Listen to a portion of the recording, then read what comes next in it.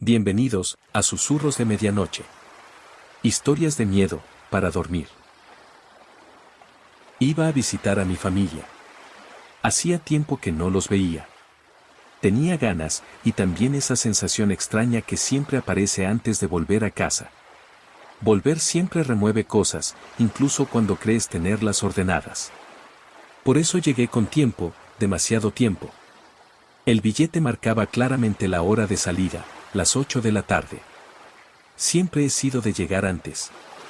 No soporto correr, ni sentir que el tiempo me persigue.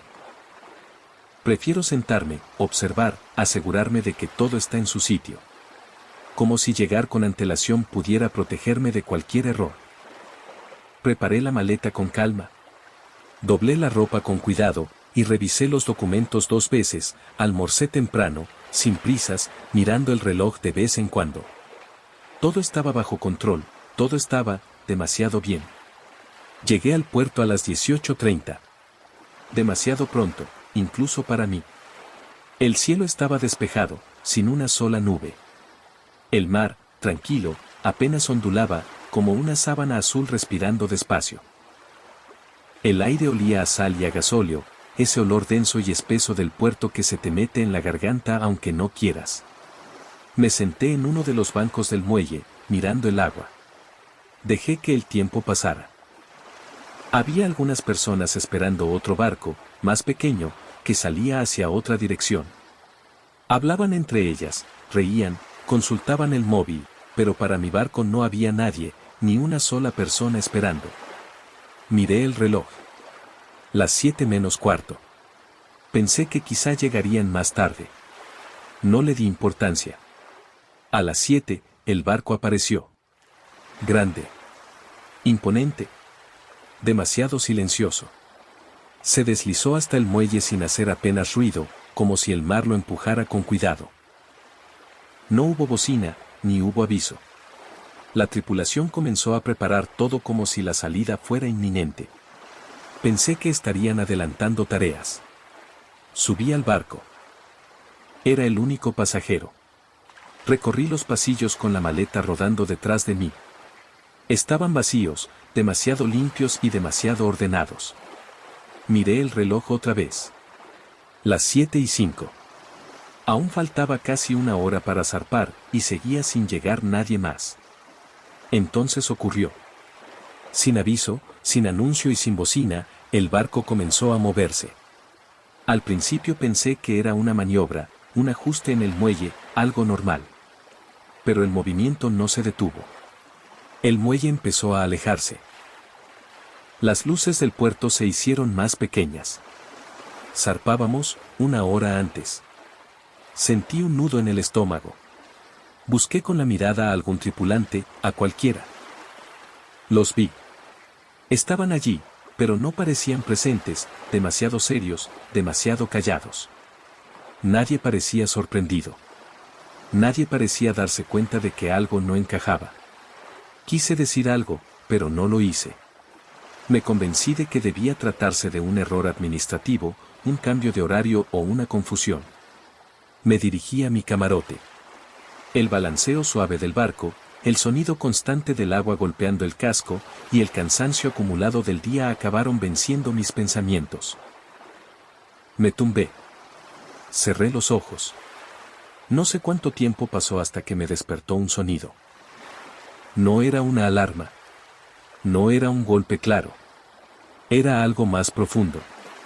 Un crujido, un gemido metálico que parecía venir desde el interior del propio barco. Salí del camarote. El silencio era absoluto. Demasiado silencio. No había tripulación. No había nadie. Recorrí los pasillos llamando en voz alta. Mi voz rebotaba en las paredes, y volvía hacia mí, deformada, como si no fuera del todo mía. Salí al exterior. Alta mar. Nada más que agua y horizonte. Cuando regresé al interior, algo estaba terriblemente distinto. Un frío inesperado me recorrió la espalda. Lo que vi me dejó horrorizado.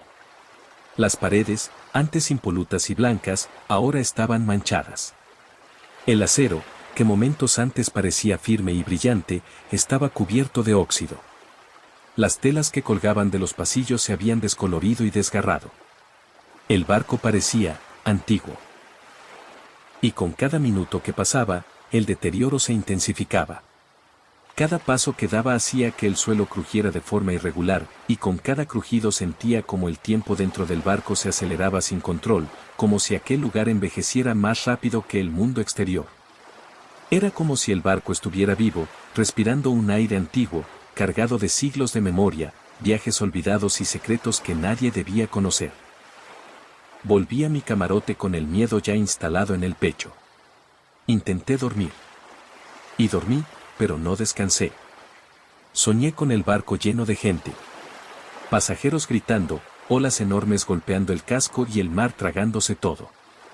Soñé con el barco hundiéndose, con todos dentro. Desperté empapado en sudor. Mi corazón latía tan fuerte que parecía querer salirse del pecho. El suelo estaba empapado, y el agua entraba con violencia, subiendo más rápido de lo que podía calcular. Corrí lo más rápido que pude, con el agua frenándome los pies, tirando de mí como si no quisiera dejarme ir. Y salí al exterior. Una niebla espesa lo cubría todo. No se veía cielo. No se veía el mar. Solo gris. Un gris que se pegaba a los ojos, a la piel y a cada pensamiento. Agarré un tablón que flotaba cerca, suficiente para sostenerme. Me aferré con fuerza y me lancé al agua. El barco se hundía detrás de mí. El mar se lo tragaba sin ruido, sin resistencia. Hasta que desapareció. Dejando solo la superficie oscura y fría. No sé cuánto tiempo estuve flotando. El agua helada me mordía los huesos, cada movimiento era un esfuerzo, y la niebla seguía inmóvil, cubriéndolo todo. Entonces, en medio de esa nada, apareció una luz. Débil al principio, titilante, pero suficiente para que mi corazón sintiera esperanza. Un barco de rescate. Me subieron a bordo. Intenté explicar lo ocurrido, balbuceando palabras que sonaban absurdas incluso para mí. Les dije que el barco se había hundido. Los buzos bajaron. Cuando regresaron, sus caras habían cambiado. Habían encontrado el barco, y los restos de quienes alguna vez viajaron en él. Huesos, esqueletos, señales de un naufragio antiguo. Me miraron en silencio. Uno de ellos habló. Ese barco desapareció hace años. Nunca encontraron supervivientes. Nadie jamás volvió. Desde entonces, cada vez que escucho un barco zarpar, miro la hora. Porque aún hoy me pregunto si realmente llegué antes de tiempo, o si ese barco nunca estuvo destinado a llevarme de vuelta.